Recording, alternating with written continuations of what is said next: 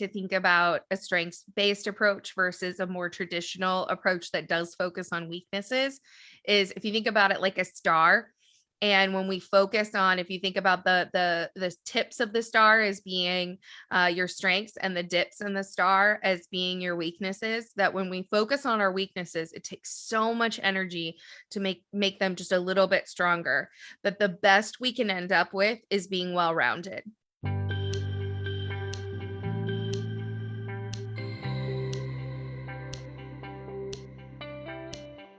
What do you feel your strengths are, and how do you feel you can improve upon those? Well, welcome to In the Rising podcast, the platform that I have chosen to talk about living your best life today and making a difference today and every day after. And my guest today is Jessica Tietjen, who talks about these Gallup 5 strengths tests, or basically your assessment test, to really know what your strengths are. So I encourage you to listen today to learn how to maximize your life right now. I am speaking to Jessica Tietjen today and really excited to talk about all of the things that she loves to do and is a wife, a mother of 3 children, which is 4 full-time jobs in addition to everything else. And what I really liked when I learned more about you is that you said you're motivated each day by your core purpose to help people more fully enjoy their lives. And so I'd like to start off with the question, how did you finally figure out that this was your core purpose? So it took me a while to really figure out what was driving me or what was giving me energy in the workplace. I managed as a vice president a lot of different parts of business in the corporate world. So I did project coordination, customer service, IT, in addition to talent management or HR. And I knew talent management and helping people perform at their best was really what I loved the most. And through some exercises and some work that I did, is where I ultimately landed on that what I wanted people to experience is that one day when they look back on their life, they think, I lived the best life. I lived my best life. And for me, I describe that as an exceptional life. I lived an exceptional life. And I like to think, and at the time it was the workplace that I was working for, but was to make the workplace a part of that. That when they think back and they look back on their life, they could say, yeah, my workplace helped me to live my best life. It contributed in a meaningful way.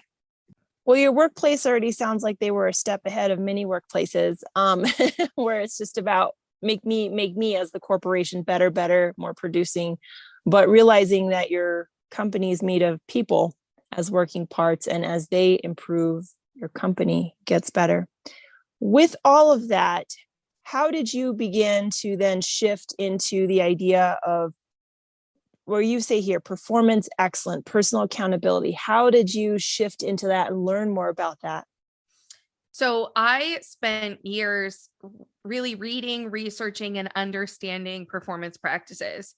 And one of the things I found in that discovery, or in that evaluating everything that was out there, and it's a funny story actually. At the time, my boss wanted me to put in place performance reviews, traditional performance reviews, and I did all this research, and I had to look at him and say, that's a really bad plan. Like that, I can tell you, is absolutely not going to help us.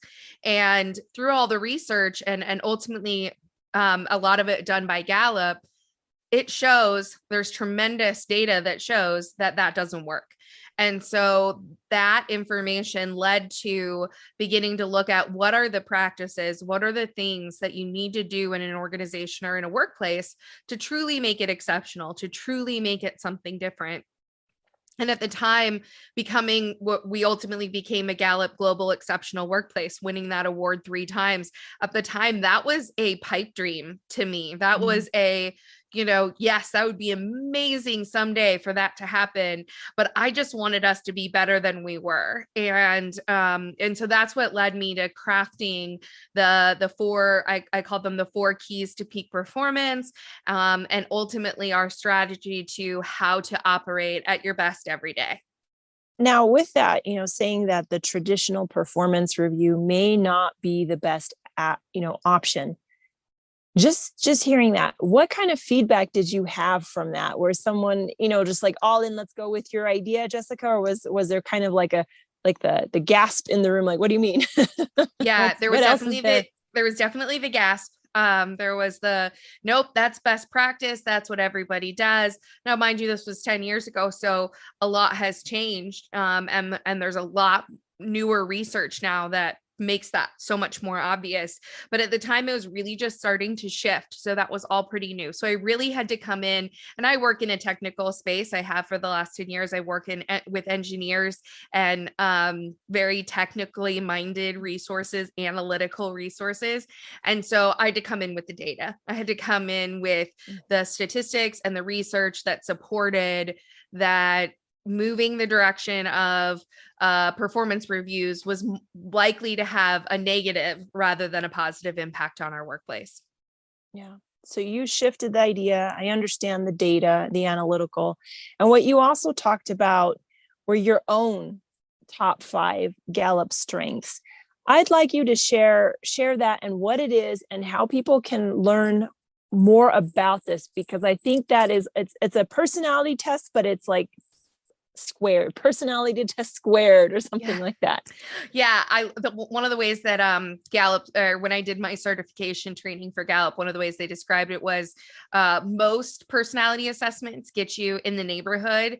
Gallup's Clifton Strengths Finder gets you to the furniture in the house. It gets you to that level of specificity and detail to help you optimize your strengths or talents. So it's called the Gallup Clifton Strengths Finder. You can purchase it online off Gallup's website. Anybody can do that. It's $19.99 for your top 5.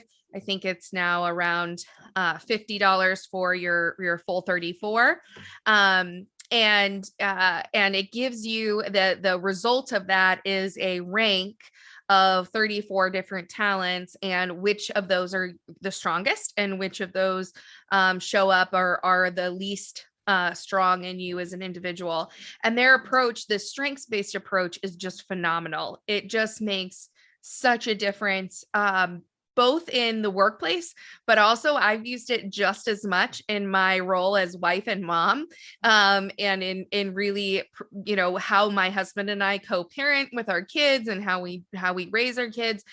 Having an understanding of your strengths just has such an impact. And so it's all about understanding your talents, that your natural ways of thinking, feeling, and behaving, so that you can apply them in ways that bring value to your life and allow you to use them more intentionally.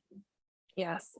And there is this premise behind that, because with this whole podcast being in the rising, how can we rise up? There can be, I guess, different shifts of thought that we all want to work on our weaknesses. We are not weaknesses or needs to improvement or not as strong. But if we work a lot on that, we leave our strengths kind of in this bubble where we're not becoming stronger in our strengths. Like, this is an inherent talent. How do you feel that becoming stronger in your strengths can actually help you in your workplace and in your home life? Yeah. So a lot of ways. The way I like to think about a strengths-based approach versus a more traditional approach that does focus on weaknesses is, if you think about it like a star, and when we focus on, if you think about the tips of the star as being your strengths and the dips in the star as being your weaknesses, that when we focus on our weaknesses, it takes so much energy to make them just a little bit stronger. But the best we can end up with is being well-rounded.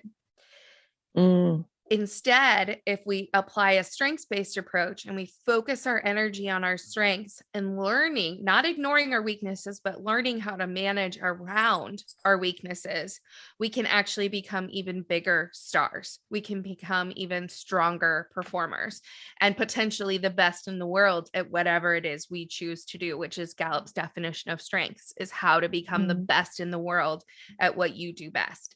And so, I think understanding that and then looking at your life situations, whether it's your relationships or your roles, and how can you then apply those in a way that strengthen or allow you to use the things that come naturally. So I'll give you an example. My husband, in a family setting, my husband has high analytical, which happens to be my number 34 strength. Very, very at the bottom. So I can do numbers, but I do not like to. It takes me a long time. It takes me a lot of energy. I feel depleted when I'm done. So he will always handle the numbers. If there's something to do with numbers, it is best that he perform that in our family.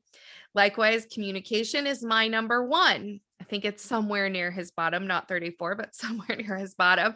So if there's something like asking questions of the doctor, having the parent-teacher conferences, figuring out what we're going to do with our kids, those are places that really my strengths are best applied.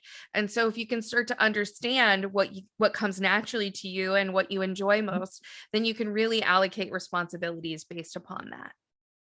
And I think that is really helpful, especially in a work environment, because when you're addressing who has what, it's just a natural strength because it defines itself a little bit, but we have these roles with titles, but you can just make everything better, can totally be a better star.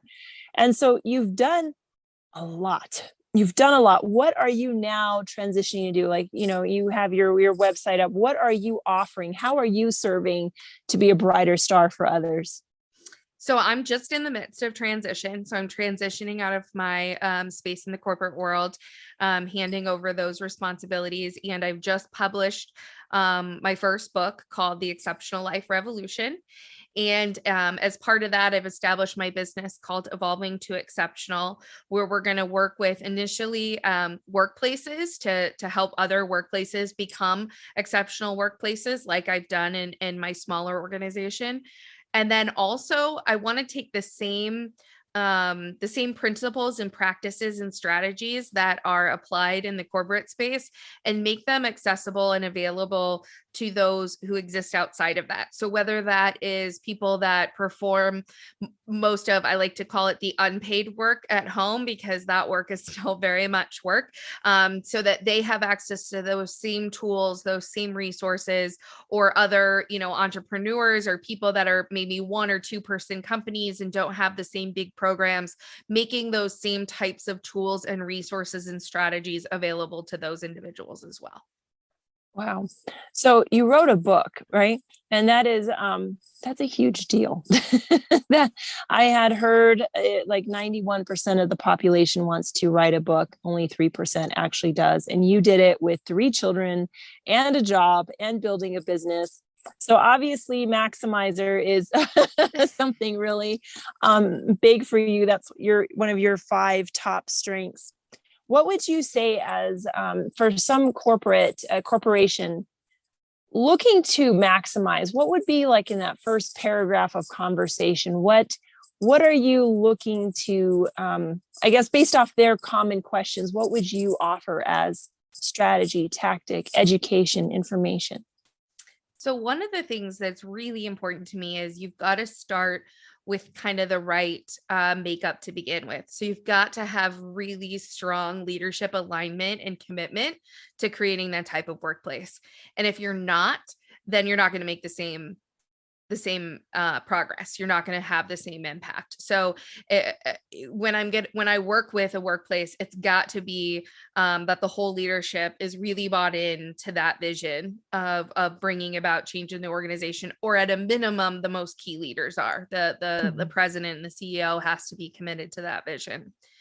The next thing I think that is really important is recognizing that there is no secret recipe that's suddenly going to make it all better. That somebody told me once when I was starting out on this journey, well, can you do like a 6-week program?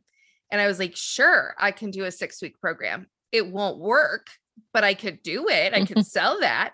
But really it's going to take months and even years to get there. And so really getting committed to, and that's really just because people learn in small doses and change has to come over time. And so you can't just, you can have all the tools and all the training and all the pieces, but people don't adopt it that quickly. So you've got to kind of spread it out over a period of time. So the 2 things that I think are most important for any corporation who's wanting to bring out about change is 1, having commitment and alignment at the top, and 2, recognizing and being committed to small changes and incremental progress over a period of 1 to 2 years. Okay. So that is a huge investment just from the leadership themselves, acknowledging where they are and what they want to be, because the rest of us follow, right? And we have to follow. That's why you are the leader. We are to follow your example. When you are giving this program 1 to 2 years, that sounds, initially like it is a huge commitment. Do you feel that from your experience, corporations are like, yes, let's make this commitment, or like, oh, that's not a 6-week program. That might be a little too much. Where do you feel like the flow is right now?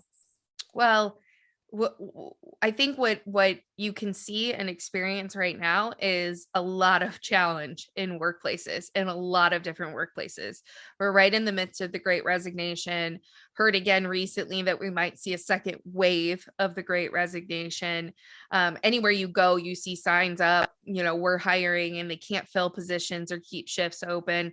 It's a really, really challenging time right now. So I think we're in a place where where corporations don't necessarily have the full the corporations don't necessarily have the full upper hand at this point, that people and people's desires, and people are making decisions with their feet around what they want in life, what they want in terms of a workplace. And so I think that for most workplaces, it could actually be overwhelming to try to do it all at once. And if instead you can put together a program that allows you to move in the right direction, your employees will begin to see that progress. They'll see that change. And that doesn't mean you can't make a lot of progress right up front. It's just that it's not going to be sustained unless you put in place the practices that will allow it to continue. Yes.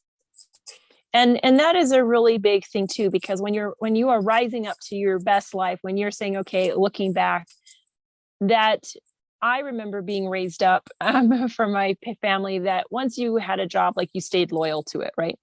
And now that is not my opinion. And I'm as loyal as, and I mean, and I say this to my own employers, because I've been,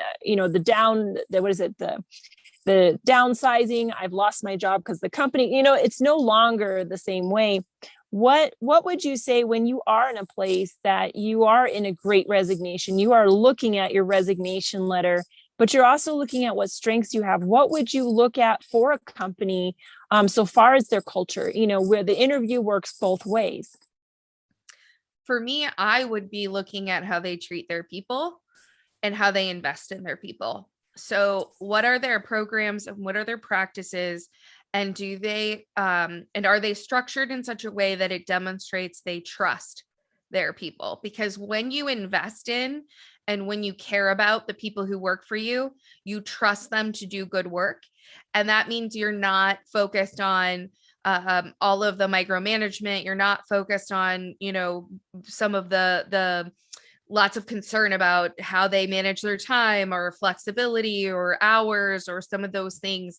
You give them the empowerment to make those decisions and make those calls themselves. So if I were looking at that in a workplace as an employee, that's what I would be really looking for, is how are people treated? What are the practices and things that the organization does? And not just do they offer training or do they have a fancy learning management system or those types of things, because those are easy to just fund and have in place without actually having the backup and the meaning and the intention behind them. Yeah, that's a great point, that a lot of people can have this, but that doesn't mean anything afterwards, right? Here's your resources. So what would you like to change? Like you're changing your life, you're coming out of corporate, opening up your own company, doing all this. What is in the rising for Jessica Tietjen? What is in your future? So I really want to help as many people as possible live exceptional lives.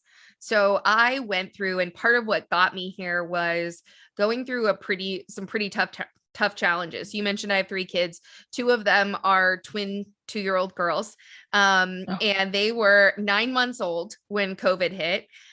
They also consequently had a dairy intolerance and could not, we got extremely sick from any type of formula. So I was trying to be a vice president in a company, transitioning to remote work over IT and talent management and legal. I'm also an attorney, and I have these 2 babies that I'm trying to keep fed. And it was crazy. It was so hard. And I worked so hard and I worked such long hours and tried to manage through, COVID with 3 kids at home, my husband and I both working, trying to tag team the kids. I mean, it was just crazy. And so many people went through it, right? So many people went through those challenges. And that's what really led me to write the book and say, there's got to be a better way. There has to be a better way for us to live and work in a way that we can both make money in business and do what's necessary for business, but also do right by people and have it be about more than just profit, have it be about people and let the profit follow. And so that is really what I want to see change. And my goal is actually to impact 5 million people in the next 5 years. That if we can impact 5 million lives and have 5 million people living more exceptional lives, what a major impact that could be in the world today. Yeah, that's not even really a footprint. That I don't know what kind of word that is, but it's huge. And I love that. I love that goal. It goes back to maximizer. That is what you want to maximize that. And I think, and what I love is what you said is if you address the people, the profits will follow. You serve people, you're a servant leader. If you foster people, the money comes. It just flows. It's just a natural process.